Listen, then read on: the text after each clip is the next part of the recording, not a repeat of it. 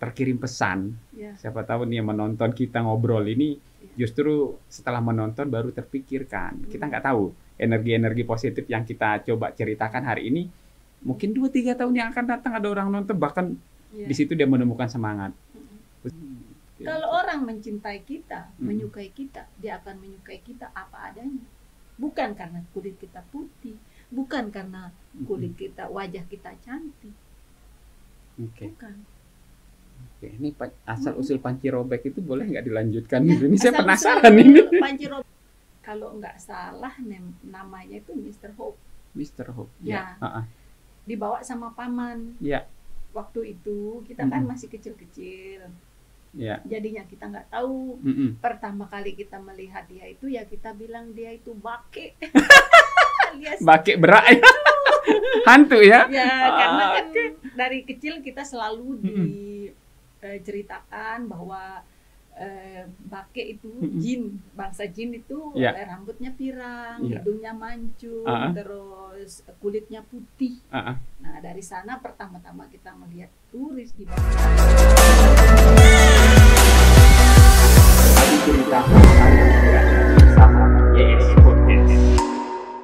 Ya, assalamualaikum warahmatullahi wabarakatuh.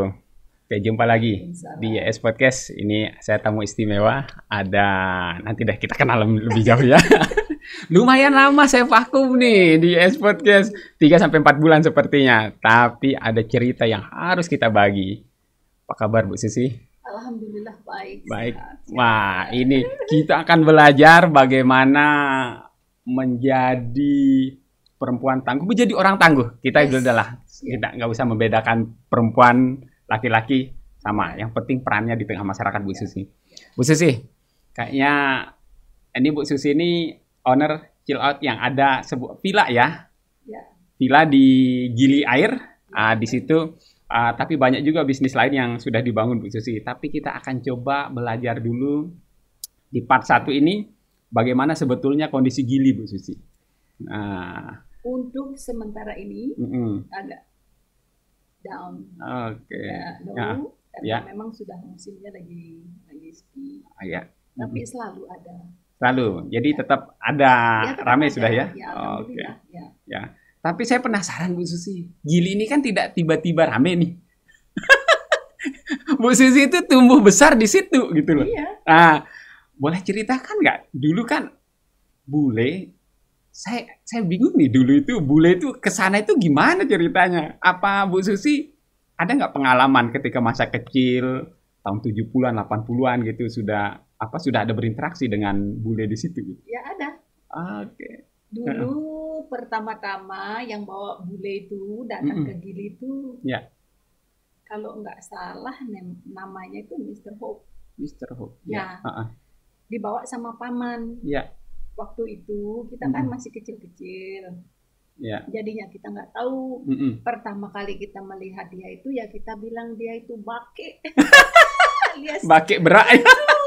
Hantu ya? Ya, karena kan dari kecil kita selalu diceritakan bahwa bake itu jin, bangsa jin itu rambutnya pirang, hidungnya mancung, terus kulitnya putih. Nah, dari sana pertama-tama kita melihat turis dibawa sama paman, Haji Damsiah namanya.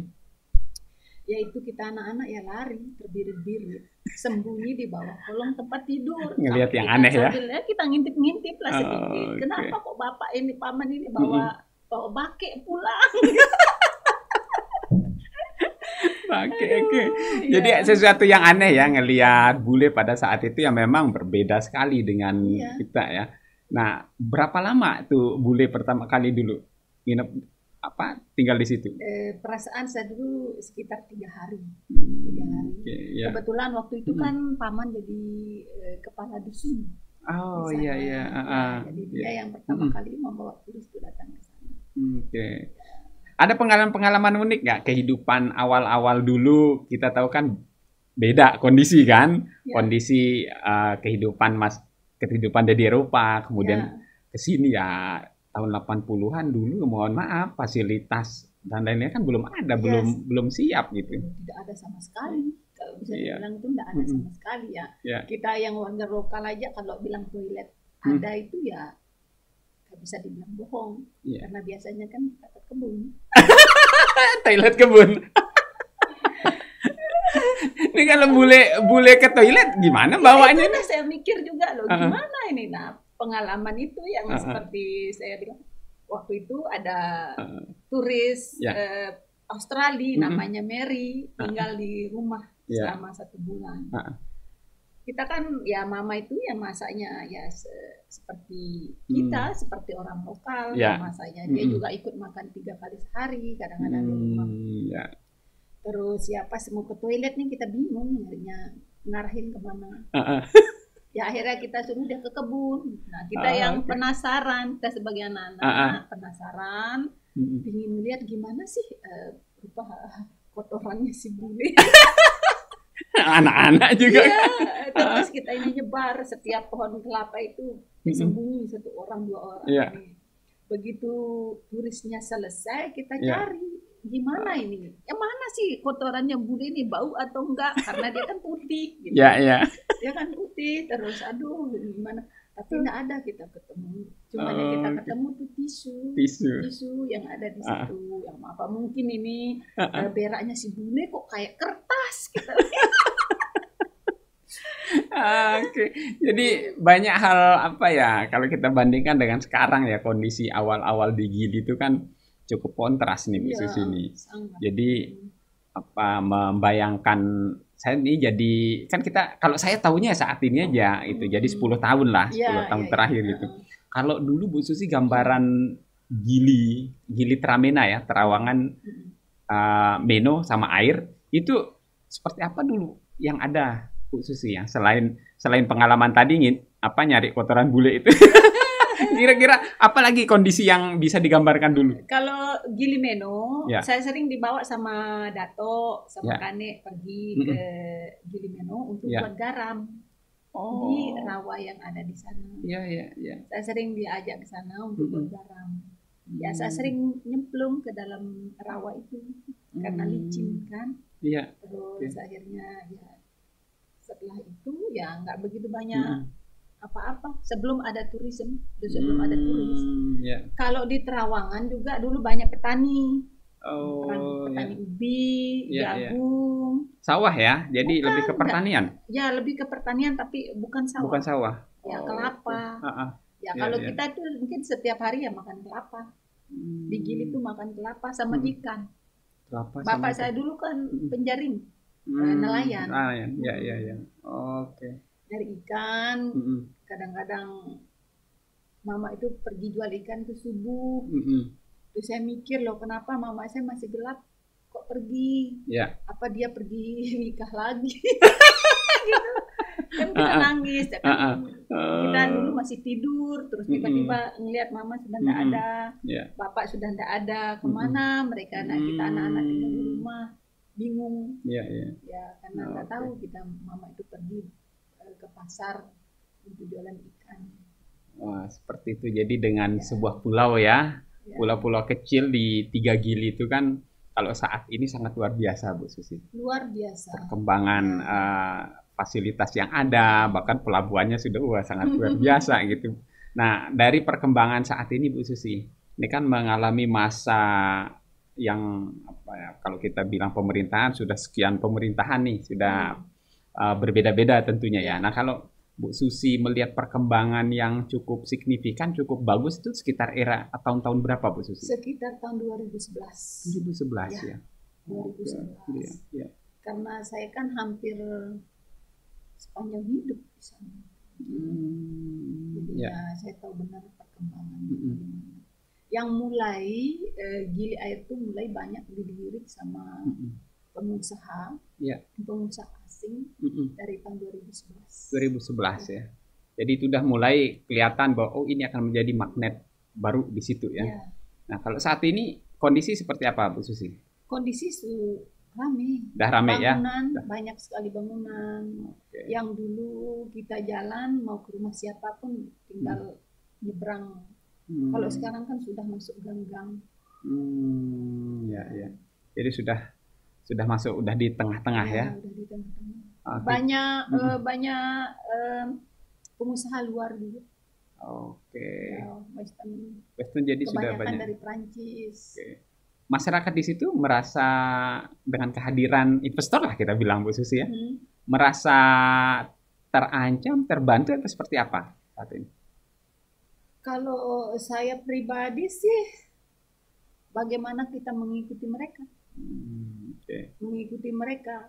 Seperti saya bilang, kita sebagai orang, bukannya kita mau merendahkan, tapi kan kenyataan.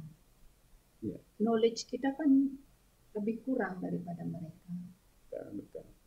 Terus mereka kan, ya otomatis kita harus berusaha untuk bersaing dengan mereka. Bagaimana, walaupun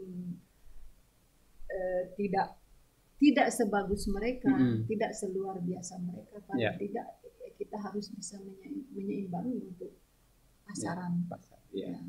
Oke, ini tentu butuh inovasi Bu Susi ya. Jadi kalau ini saya ke chill out-nya nih sekarang nih, kan menjadi perempuan tangguh. Seperti kata-kata lagu ya. Perempuan tangguh apa lagi tuh Bu Susi itu? Ya harus ya Bu Susi ya, kalau melihat kondisi, kalau kita melihat sejarah ya, Raden Ajeng Kartini ini sudah memperjuangkan mulai dari akses pendidikan saat itu. Jadi Raden Ajeng Kartini, pahlawan nasional kita ini sudah memperjuangkan bahwa bagaimana kesetaraan antara laki-laki dan perempuan di bidang pendidikan saat itu, dan peran-peran di tengah masyarakat ke depannya. Nah, kalau mengembalikan ke saat ini Bu Susi, semangat pahlawan perempuan kita ini untuk kesetaraan, Bu Susi, apa pengalaman yang Bu Susi bisa berikan ke perempuan-perempuan hebat lainnya kira-kira?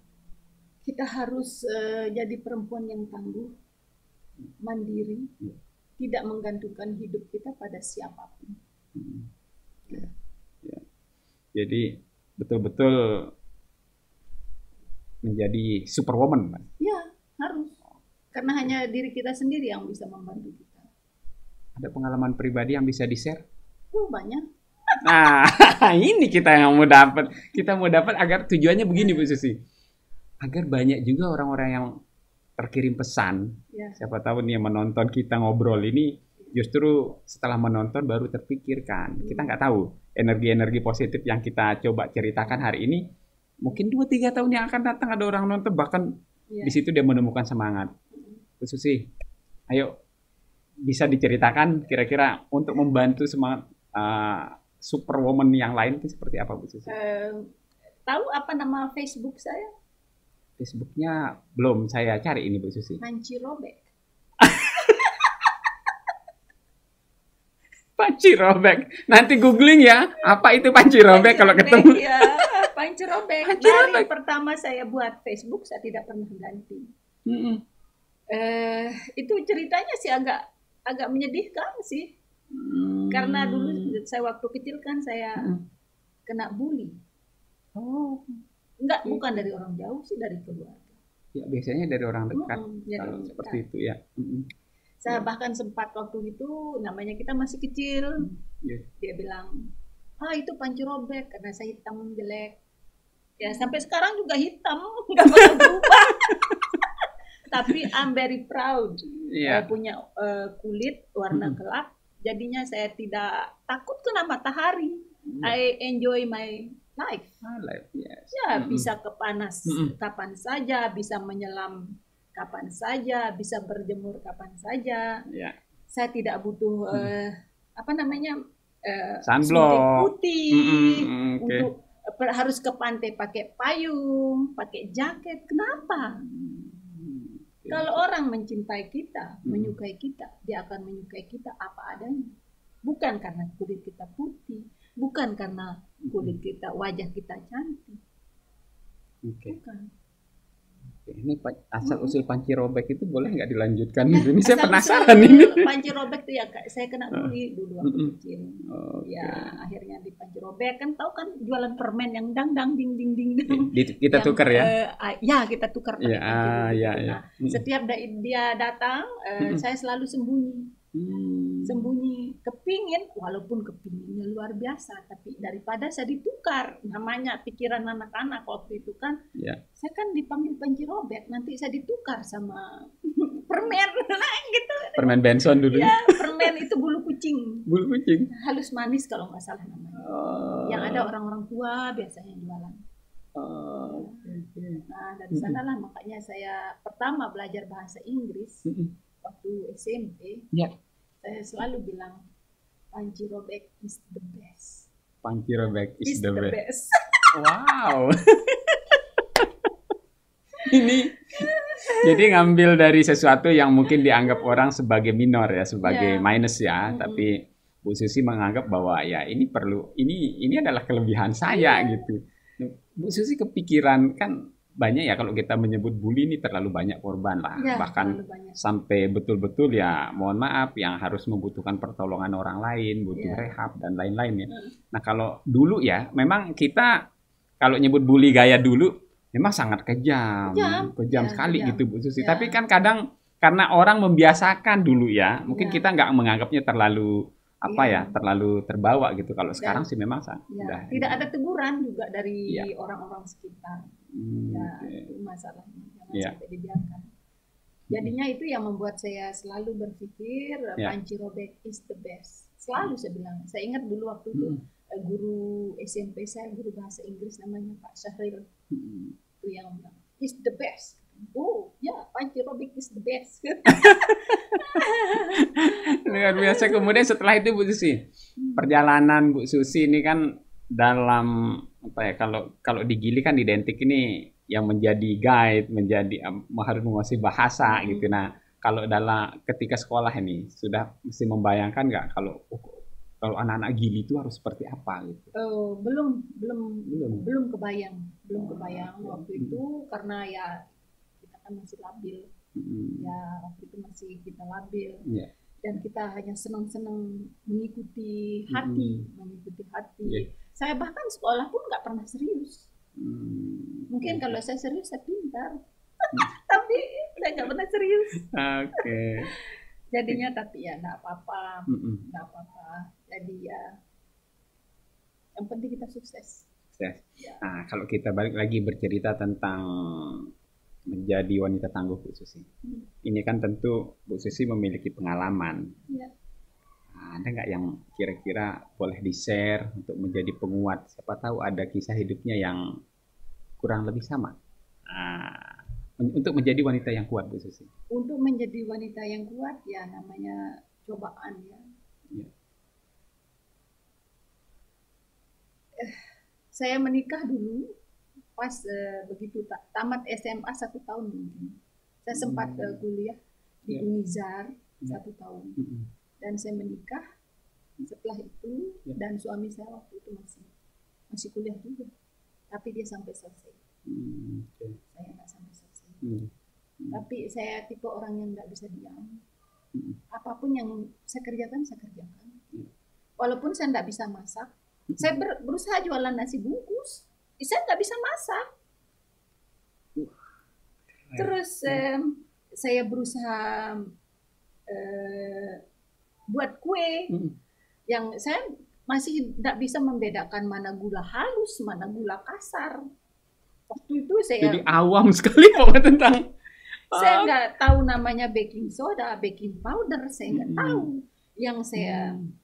Yang saya orang ribut buat capcay, apa itu capcay? Padahal orang tua saya waktu itu sudah ada restoran karena saya itu orang yang tidak interesting di kitchen, di dapur. Ya. Jadinya saya nggak bisa waktu itu.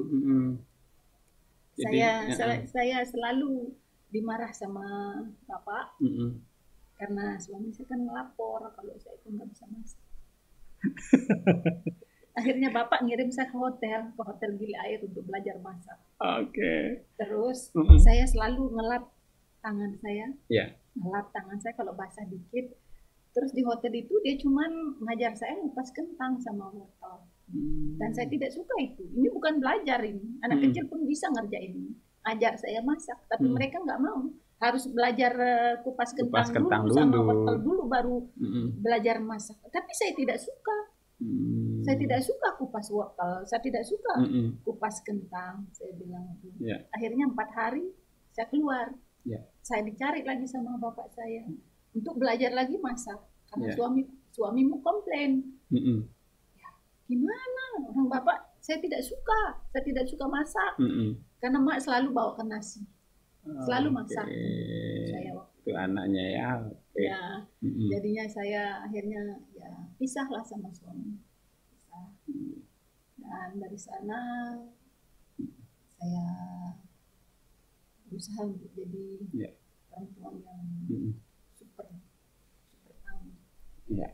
Jadi dalam setiap perjalanan memiliki cerita atau kisahnya sendiri, Bu Susi.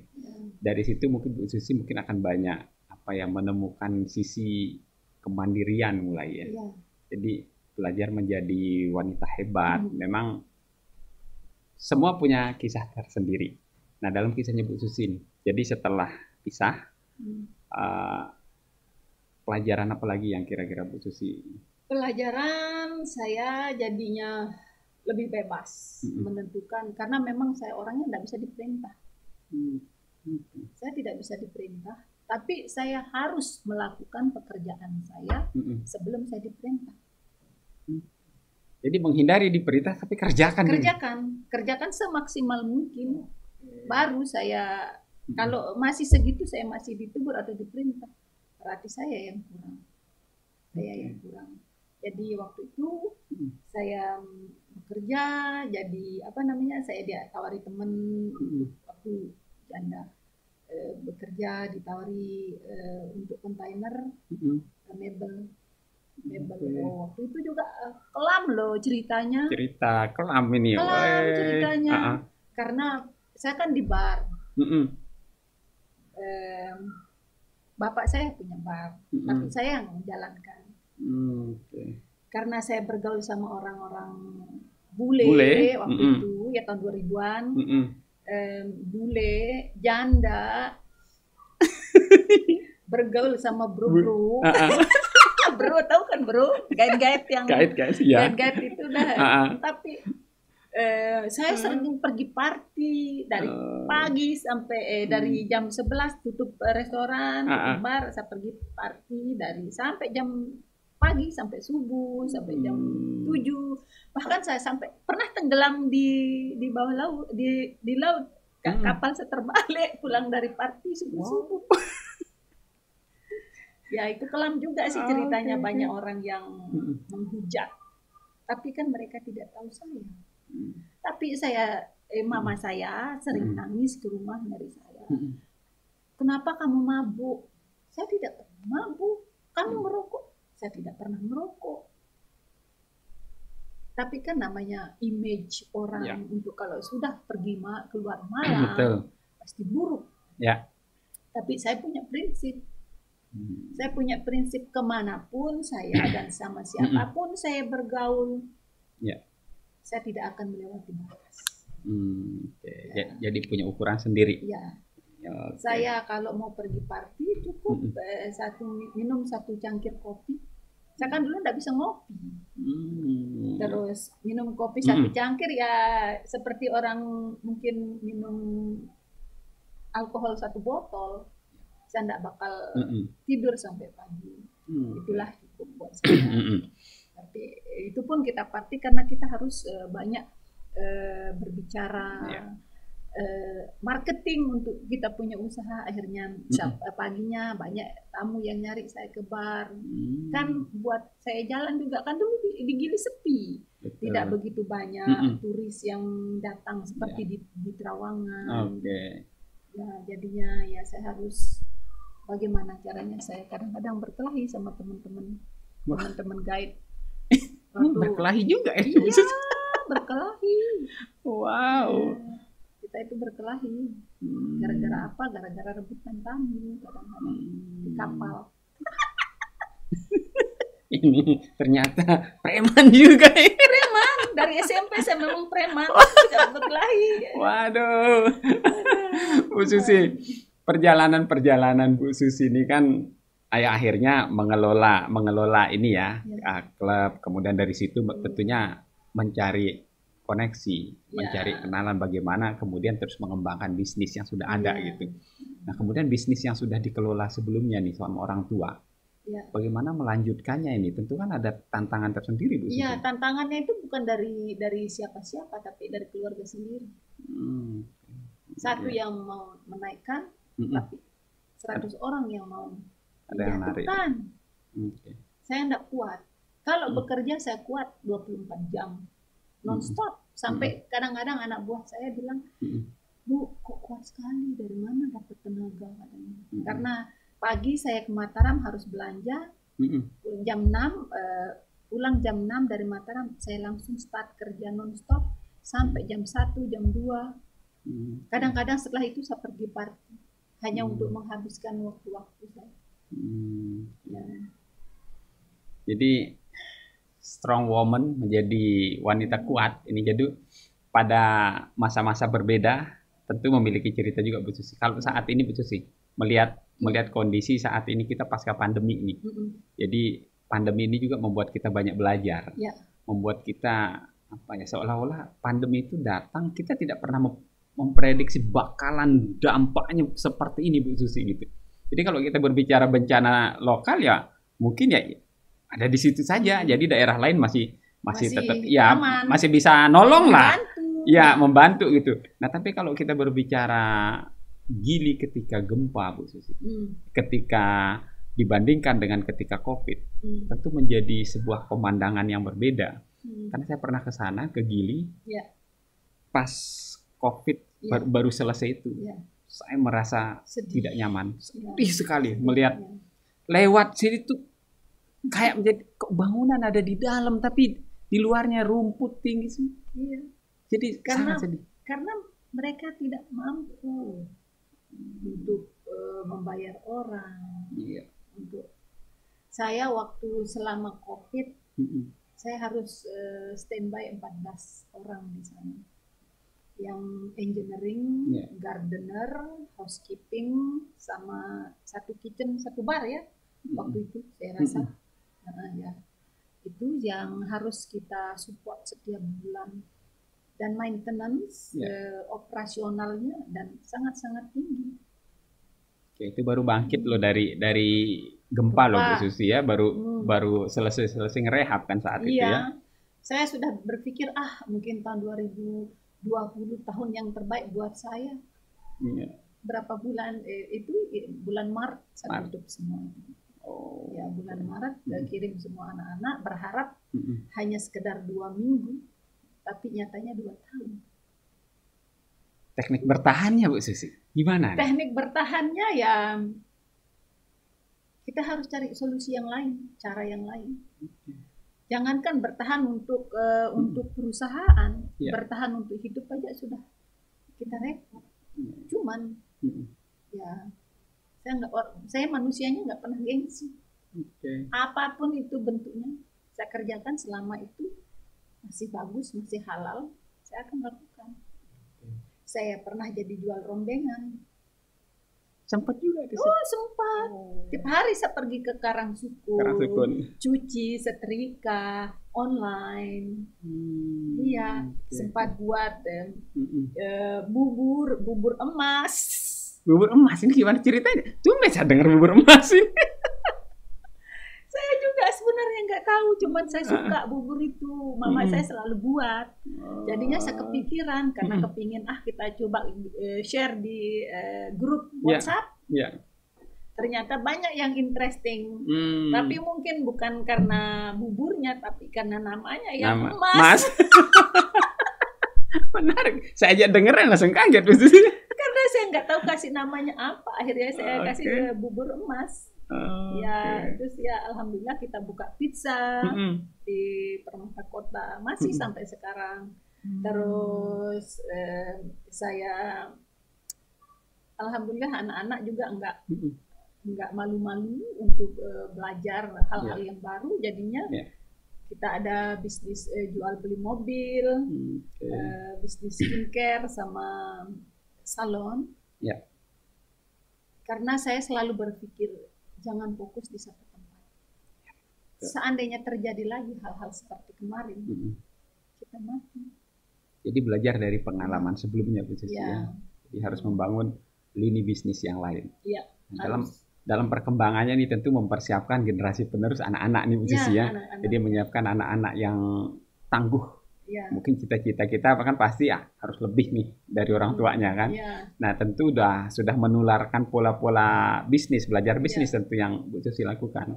Mempersiapkan generasi yang saat ini seperti apa Bu Susi? Kan generasi saat ini boleh kita bilang ya generasi gadget, terus apa ya memang berbeda gitu loh. Berbeda. Ya. Kalau kita dulu kan banyak hidup di lapangan, hidup di luar. Kalau mereka kan sekarang berharap hidup akan indah pada waktunya, tapi hanya diam di tempat main telepon, ya nggak bisa seperti itu. Harus diimbangi. Ya. Tapi sekarang ya kita mau bilang apa? Sudah terlanjur manja. Terlanjur manja mereka sekarang. Terus siasat yang Bu Susi lakukan agar tidak terbawa arus seperti itu untuk anak-anak itu? Untuk anak-anak saya batasi. Anak saya yang perempuan, yang paling kecil saya batasi. Ya dia juga tidak begitu banyak di telepon, kecuali kalau hari Minggu dari kecil udah saya batasi, dia cuma ada 20 menit tonton telepon, 2 jam break. Ya. Dan anak-anak yang lain ya kerja tapi masih dalam pantauan. Ya harus setiap ada yang kurang harus kena teguran. Dan saya tidak membedakan antara staf yang lain sama mereka. Mereka itu kerja. Dia anak nanti kalau sudah di luar jam kerja boleh anak. Nanti kalau jam kerja saya bos, kalian bekerja. Ini susah nih Bu Susi. Iya. Dalam prakteknya kebanyakan orang di situ gagal Bu Susi. Iya. Karena terbawa suasana kan tetap menganggap dia sebagai ya anak gitu. Tapi Bu Susi menerapkan standar yang sama ketika itu ada sebuah pekerjaan. Awal-awalnya susah nggak Bu Susi? Awal-awalnya, tapi karena yang paling besar dulu sering membantu kalau dia pulang libur, dia kan kuliah di Jogja dulu di KPN. Dia sering membantu jualan ikan, waiter. Jadinya dia sudah terbiasa melihat hidup saya kayak apa. Terus yang kecil dia dulu kan tinggal sama bapaknya. Tapi setelah dia umur berapa itu dia ikut sama saya. Tapi dia juga dulu sempat kuliah di Jogja di KPN. Cuman karena saya lihat nilainya kurang bagus, saya suruh pulang. Saya bilang sama dia, mending kamu kuliah di UGA aja. Bagus ke universitasnya di sana. Dia bingung UGA itu di mana? UGA itu di mana itu? Nah, ada di Gili, Universitas Gili Air. Saya mau nanya itu UGA itu denger soalnya. Universitas Gili Air. Iya, yang jadi dosennya nanti mama. Saya jadi dosen, sekalian rektor, sekalian direktur semuanya. Nanti mama yang kasih materi pelajarannya. Praktek terus isinya. Akhirnya dia kembali ikut sama saya. Iya. Jadi dididik di situ ya mengelola. Nih kalau kita berbicara Bungalow atau Pira ada bagaimana? Chill out atau ada lagi yang lain? Kita ada chill out bar, Bungalow, kita ada Gili Air Bungalow, kita ada Kigunaya Villa, Coco Breeze sama Buntung Beach. Banyak berarti yang dikelola. Banyak. Pekerjaannya juga banyak, anak-anaknya banyak. Ya. Wah, ini strong woman itu kita dapat ternyata banyak sekali yang Bu Susi kelola gini. Itu manajemen waktu nih. Ini ada bisnis lain nih, ada bisnis baru yang Bu Susi buka. Kalau saya melihat kan pada akhirnya ke branding Bu Susi. Branding ini kan sekarang sangat luar biasa dipermudah sebetulnya. Kalau mampu kalau mampu manajemen media sosial nih. Nah, kalau yang dulu kan player nih, sebar, tempel dari mana-mana. Atau mungkin dulu kalau masa kecil kita itu ada kalau mau nonton film itu disebar poster ya. Iya. Lempar-lempar. Iya, lempar pakai apa ya? Pakai bemo. Bemo ya, motor bontong kita sebut ya. Pakai speaker. Nanti malah makan ditanyakan. Nah, itulah metode promo dulu gitu. Nah, sekarang ini sudah end to end sudah berada di genggaman semua Bu Susi. Nah, kalau menurut Bu Susi nih, cara yang paling efektif berdasarkan pengalaman Bu Susi mempromosikan atau membranding sesuatu hal yang baru, karena Bu Susi banyak membangun unit bisnis. Saya pakai dua-duanya, flyer sama sosial media. Ya, kalau di sini, karena saya sebenarnya sudah nggak capek-capek kerja sekarang, karena sudah ada yang mengurus masing-masing. Kayak di skincare sama di beauty salon, sudah ada yang memanage semua. Tinggal apa yang mereka mau kerjakan, tinggal dikonsultasikan ke saya. Saya oke, mereka jalankan. Kalau ada yang perlu yang saya kurangi, saya tambahin. Ya, kasih tahu. Ya, jadinya yang kita sudah ada konten kreator, sudah ada yang adminnya, sudah semuanya, jadi saya agak aman. Kalau menurut saya, kita tidak takut untuk meng-hire, memperkerjakan orang yang bagus, apalagi kita tahu benar kekurangan kita apa. Jadinya kita harus cari orang-orang yang terbaik buat melakukan pekerjaan. Wow, ini luar biasa ini. Ternyata banyak bidang ilmu yang sudah ditekuni sama Bu Susi ini. Dari membangun di Gili. Ya, membangun di Gili. Ya, terus kemudian ekspansi. Ya, mudah-mudahan. Ekspansi pernah sekarang bahkan ke bisnis kecantikan gitu. Iya. Nah, Bu Susi. Padahal saya sendiri tidak tahu sebenarnya itu cantik itu krim-krim itu tidak ngerti sebenarnya. Berani sekali, Bu. Ya itu, saya itu orangnya memang berani. Saya tidak takut gagal. Nah, sekarang yang saya tanya nih, berapa kali gagal? Gagal? 1 kali. 1 kali? Ya. Di bisnis apa itu gagalnya? Waktu di Epicentrum. Oh, habis berapa miliar saya. Bisnis apa itu kalau boleh tahu, Bu Susi? Restoran sama butik. Restoran sama butik di Epicentrum. Ya. Wow, dari situ tentu belajar. Ya, banyak. Nah, setelah belajar itu Bu Susi akhirnya membuat yang saat ini didirikan. Ya. Oke, Bu Susi. Sebuah obrolan yang sangat menarik. Ini mengajarkan kita, saya nggak ini ya, siapapun ya, sebetulnya mau laki-laki perempuan sama aja sebetulnya. Kalau semangatnya laki-laki semangatnya nggak ada ya sama aja gitu. Ya nggak bisa berbuat apa-apa juga gitu loh. Nah, Bu Susi, kalau melihat tantangan saat ini, dewasa ini, apa yang kira-kira teman-teman yang kira-kira mau belajar sebuah bisnis baru ini, karena Bu Susi menunjukkan bahwa belajar sesuatu hal yang baru yang tidak kita ketahui, Bu Susi sudah coba terapkan sejak kecil. Nah, ini apa sebetulnya yang kira-kira penghambat terbesar untuk orang memulai sesuatu yang baru itu menurut Bu Susi? Takut. Ya. Kebanyakan dari kita itu mereka takut gagal. Ya kalau kita takut, kapan bisa? Saya tuh orangnya nggak pernah takut. Saya nggak pernah takut. Kalau saya gagal, saya bisa coba lagi. Ya, saya nggak pernah takut. Nggak pernah saya takut. Dari dulu. Kan seperti saya bilang kan, saya kan orangnya nggak bisa masak. Tapi saya berani jualan nasi bungkus. Bagaimana itu? Ini sangat luar biasa. Sesuatu hal yang dunia yang awam yang belum ditekuni, berani bermain di situ ini Bu Susi ya. Jadi saya kadang-kadang mikir apa saya ini salah jalur. Tapi karena saya kan kalau saya buka scroll TikTok, scroll Instagram, saya lebih sering menonton orang-orang yang memberi kita motivasi. Jadi mencari konten-konten yang itu akan menjadi booster kita ya, menjadi penyemangat kita Bu Susi ya. Ini salah satu pemanfaatan media sosial. Jadi mencari boosternya di situ.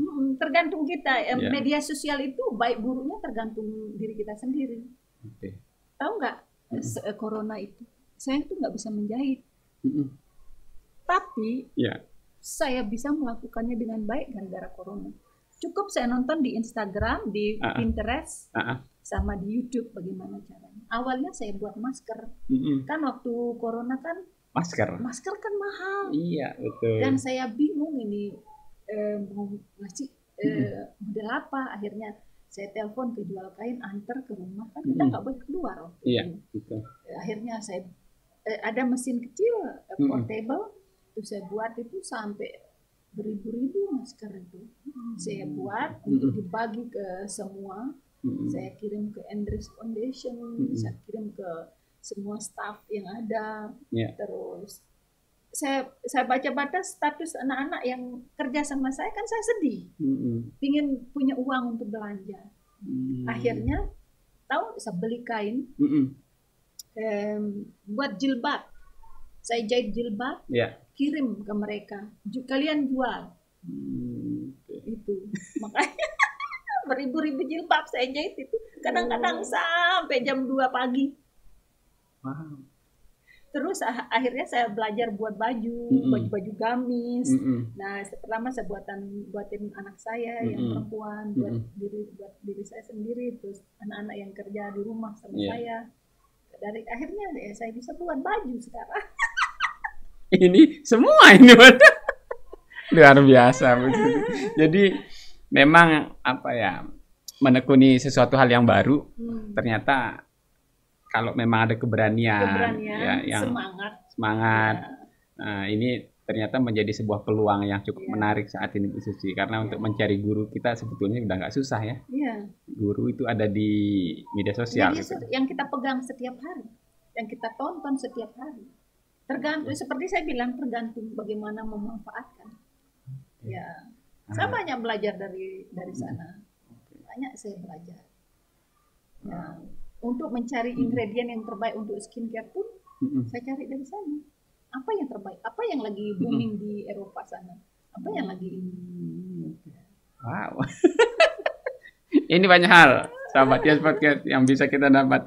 Nah, mungkin sebagai closing statement Bu Susi, apa yang boleh menghadap ke sini, ke kamera yang ini, silakan bisa dipesan ke semua sahabat kita yang ada di luar sana, bagaimana menjadi wanita tangguh, bagaimana apa ya, bertahan di dunia, kalau kata orang ya dunia fana ini.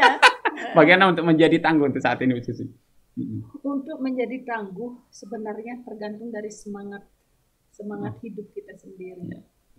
Percaya pada diri sendiri, percaya atas kemampuan diri kita sendiri, dan jangan cepat menyerah. Saya paling tidak bisa, kalau saya bertanya dijawab tidak bisa.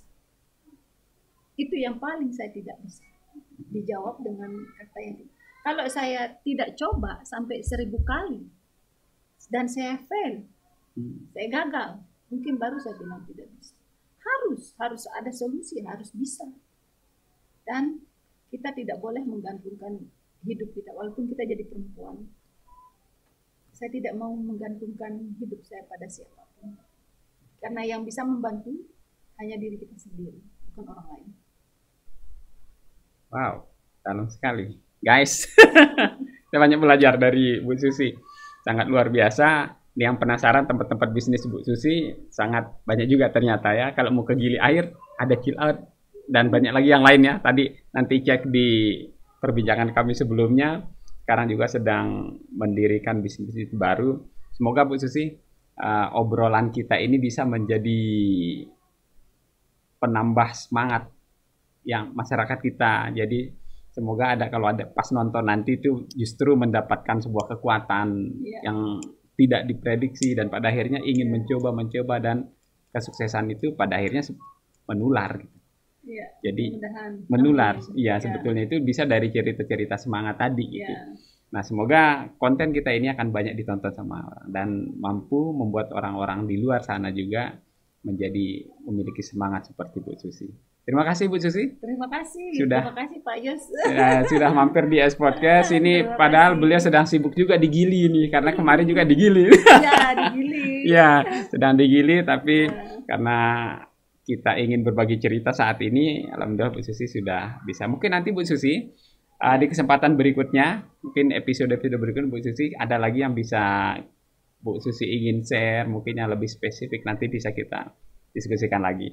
Oke. Terima kasih Bu Susi sekali lagi. Terima kasih. Terima kasih. Ya, demikian sahabat Yes Podcast, sangat luar biasa. Saya sudah berbagi cerita dengan Bu Susi. Banyak hal yang saya dapatkan. Saya pribadi banyak belajar dari Bu Susi tentang semangat. Menjadi orang hebat itu memang tidak mudah. Kalau mau menyerah ya sudah, kita cukup selesai sampai di situ. Tapi Bu Susi dengan ketidaktahuan dengan ketidakmampuan justru itu ternyata menjadi titik plusnya buat beliau. Tidak ada kata negatif ternyata, tidak ada kata tidak mampu. Bisa, semua harus bisa. Wah, sangat luar biasa. Oke, sahabat Yes Podcast, semoga bermanfaat podcast kita kali ini. Saya tunggu nanti juga tamu-tamu hebat kita untuk berbicara inspirasi, seperti tagline-nya Yes Podcast Bu Susi ini. Berbagi cerita untuk saling inspirasi. Oke. Terima kasih ya. Mungkin saya di closing statement mungkin Bu Susi, saya minta YS Podcast berbagi cerita untuk saling inspirasi. Oke. YS Podcast berbagi cerita untuk saling inspirasi. Terima kasih. Oke. Ketemu lagi di konten-konten berikutnya. Assalamualaikum warahmatullahi wabarakatuh.